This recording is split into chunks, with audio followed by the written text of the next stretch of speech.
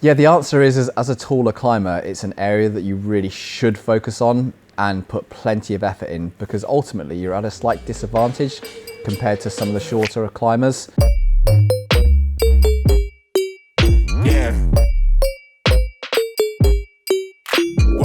Hi, welcome to another episode of Ask Lattice. Today we've got some general questions coming in from the YouTube channel, and let's get started. So, first question, what do I do if my fingerboard doesn't have the correct hold size for me? So I assume that is meaning they've got one specific type of fingerboard and they want to do different types of training. That might be small edges, might be a bigger hold like a jug, or a 20mm edge, which is our standard practice, and they don't have that available. What do they do, Tom? Pretty common question, and I think it's mainly because when you invest in a fingerboard, you're kind of hoping it's going to do everything for you. So when it comes down to the first one is making a large hold that you have on your fingerboard, making it smaller. So for example, you might have a 30mm, so that's about a joint and a half sized edge, and you want to make it 20mm for perhaps finger strength testing or just single joint climbing or single joint hanging. And the best way to do this is to make yourself essentially what's a blocker, like a blocker that you would stick an object at the back of your fingerboard edge to artificially make it smaller. Some fingerboards that have the slots that are kind of routed into them, it works really well to put a AA battery into the back of them. And it's almost like the AA battery was made for that task. And it's surprisingly effective and actually does make a 20mm edge. I've seen other people kind of carve out and sand down a sort of edge which is the width of your four fingers, and they just balance that on the hold and it blocks it out and makes it smaller. So that's one really good way of doing it. Another way, from my perspective as sort of training more advanced climbers, is that if you really can't change your hold size, then a way to make it slightly more intense is to actually start to use split grip positions. So if you're a more advanced climber, you might look at things like front three and back three training, because on that same edge size, it'll suddenly feel a lot more intense. So one thing to keep in mind with those blockers is if you measure the blocker itself, say I've used cardboard in the past, don't just minimize that amount of width off the actual hold size, because you're going to have the edge which is routed off, so it's going to be a nice rounded edge, and the bigger that rounded edge is, the harder it's going to be to hold. So if you have a 20mm edge with a really big rounded sloping edge like we have on the lattice rung, and you're trying to take 10mm off, it's going to feel much harder than if it was a sharp edge on the end, on the side. So just keep that in mind. If you want to make something a little bit bigger is the other option, and the only way that we can really think to be doing this is, first of all, you can bolt on extra bits onto the fingerboard, which is a bit complicated, but easiest one is if you've got a top of a fingerboard which is a bit flat or sloped, and you just put that on top of a wooden beam so it increases the edge size to the back of the wall. And that's kind of the only real way to make it a lot easier. Actually, I did see this the other day. I saw it on Instagram, and it was kind of like total sacrilege, but I'd seen someone had bolted an extra or screwed an extra piece of wood onto the front of their fingerboard edge to make it larger. That's against manufacturing guidelines, just to clarify. Totally against but it. It does work. Yeah, I mean, I saw it and went, oh, you can't be doing that. Yeah, I think that is really not the way forward. It's to try and line things up so you essentially have like a larger edge at the back of the wall. So just to clarify, the best fingerboard possible is the Lattice training rung, which has everything that you will need. Great answer, Ollie. There you go. So, second question from the YouTube channel. What is the minimum amount of maintenance training I need to do for a goal? And this, I guess, is once you've done all the training, trying to improve, and then you're trying to go out and achieve your goal, whether it's a competition or between comps, or it might even be just outdoor performance. How much do I need to maintain to achieve that goal? So we're looking at peak phase training. Yep. So peak phase training is one of those interesting things where there's a lot of debate out there about how much you need to do. Once again, there's those individual factors, which are what's your training history, how much do you normally do, what's your level of your goal. But if we just ignore all of those for now and talk about what amount you probably should do, and we'll look at how much you should be training in the week. For me, the most important thing is, do I feel fresh when I actually go to try and achieve the goal, and what does my skin look like? Yeah, I always think there's a lot of variance in this amongst different climbers. Some people seem to sort of de-recruit a lot faster than others. Some people seem to lose endurance faster than others. So it's very hard to come up with a general rule, but I think if you're looking for a kind of a systematic approach to take with this, is you want to take taper theory. And I can't remember how many episodes back, but we've done a whole Ask Lattice on taper theory, and this is about kind of maintaining peak form and getting it just right before you're trying to achieve a goal, so being in the best possible shape. And taper theory, in a broadest possible sense, says that you want to reduce the volume by somewhere between 30 to 60%, call it in the middle, maybe half, so drop your volume of climbing by half, and maintain, if not slightly increase intensity. So if you're going to apply that to maintenance cycles for you, you need to look at what you've been doing previously in anything, drop that volume down by around half, but maintain that intensity.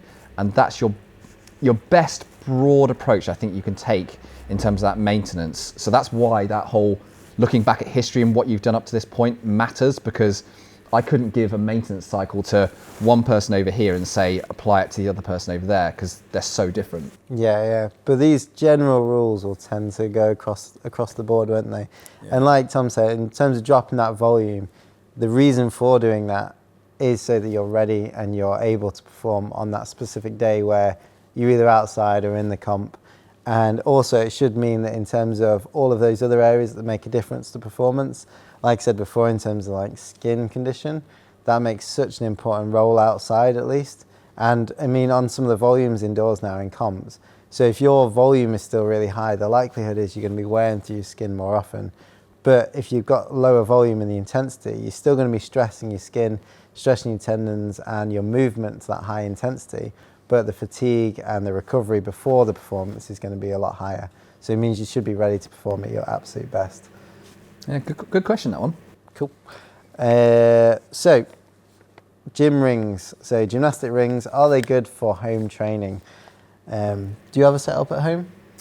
I don't have any gymnastics rings at home. You do have actually. some rope with pipe around them though. Yes, I do. Homemade TRX. Yeah. Yeah, if you want to save some money, homemade TRX. It cost me about £3 or something like that. It was about 4 meters of climbing rope and 2 sections of, what is it, 1.5 inch wide PVC pipe threaded through as the handles. Cheap as chips, works really well. And I mean, my personal preference is that I much prefer TRX to rings, and that preference comes down to the fact that I like the way TRX hold, or the handles hold, how they feel in my hand and how they function. Because I didn't come from a gymnastics background, I actually feel really unfamiliar with rings. I don't like them. I think I personally find that because I can't use the false grip, it's somewhat personally frustrating that I can't sort of use the trick behind it. So I really prefer TRX, and I think that's an extremely valuable strength and conditioning tool to have back at home. And I've had one for years back at home. It's just a question of whether, for me, I take that question as being, is it rings or is it TRX? And that's where I wonder whether the question is based around. So, because I know the tricks, having come from a gymnastic background, the rings make me look a lot better and stronger. Therefore, I prefer those.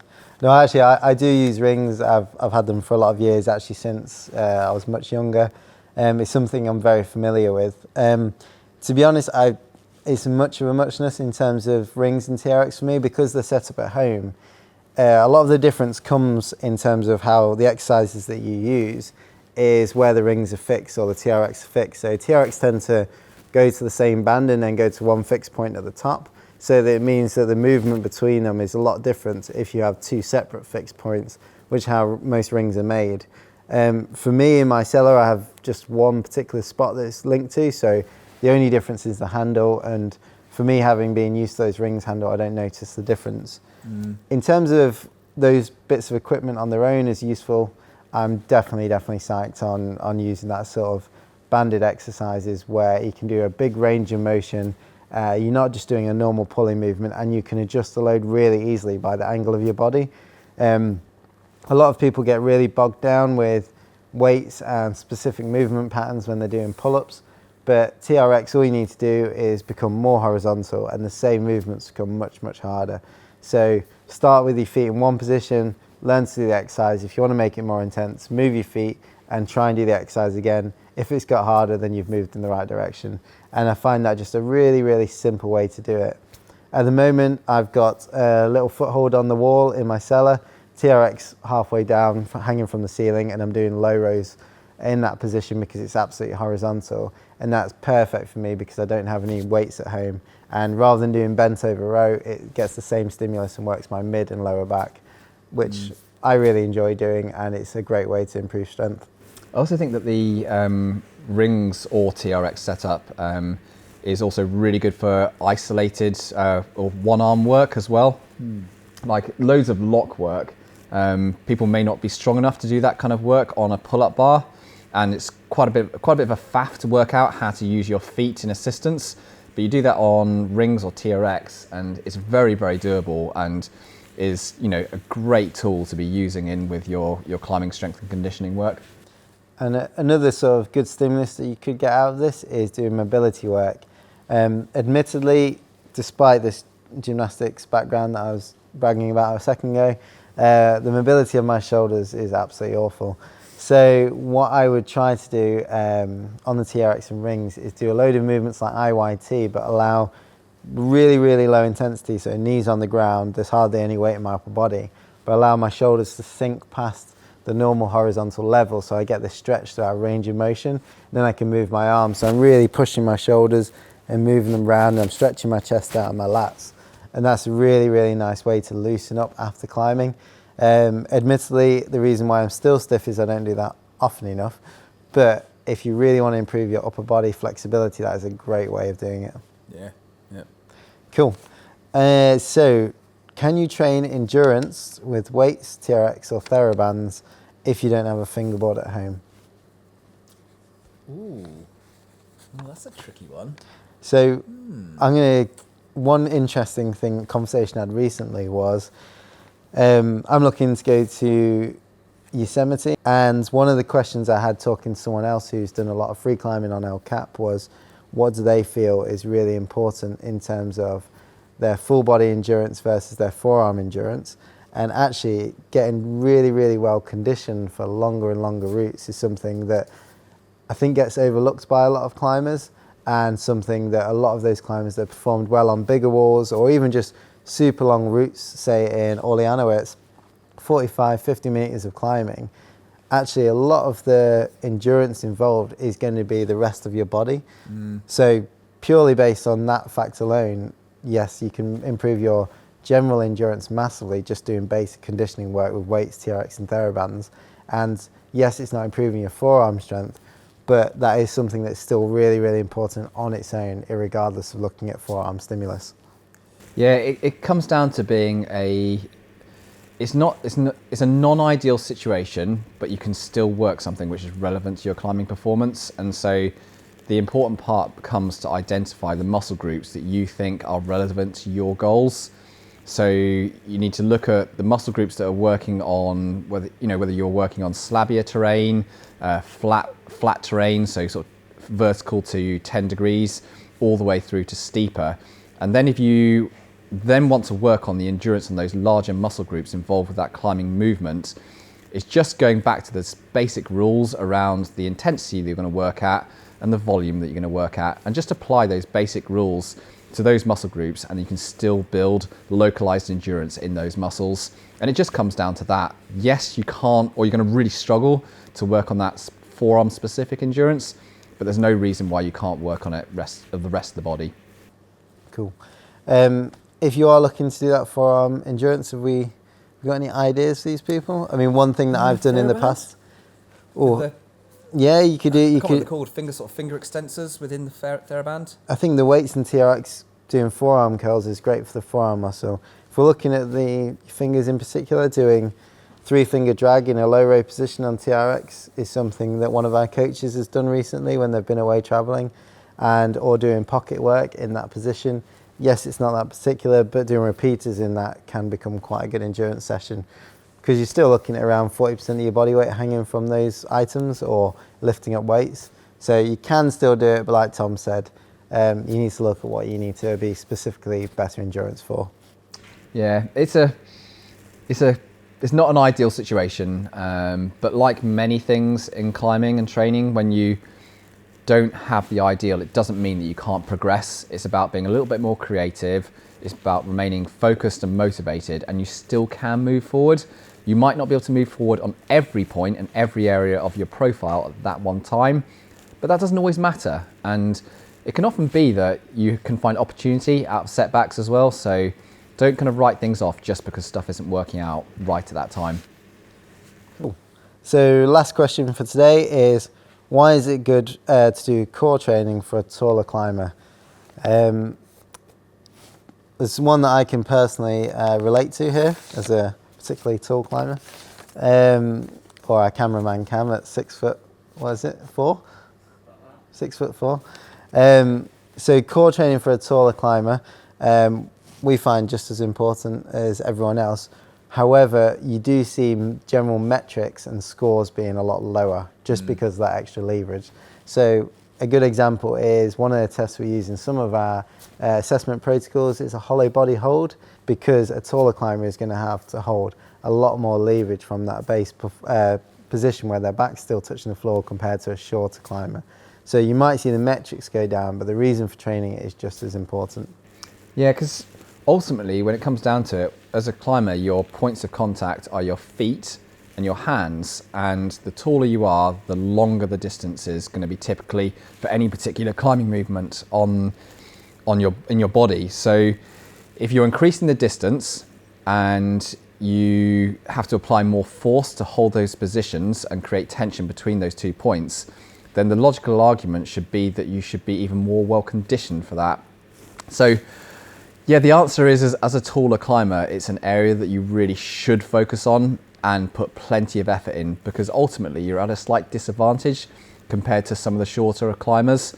Yes, you may have some advantages in some areas, but in terms of maintaining that tension, especially on really steep terrain, from hands all the way through to feet, it's just going to be that bit harder. So put that time into that core specific work. And we're not just talking about the abdominals, think about the obliques, think about the back as well. So it's the entire core. It's not just one isolated section of that strength work that you want to do.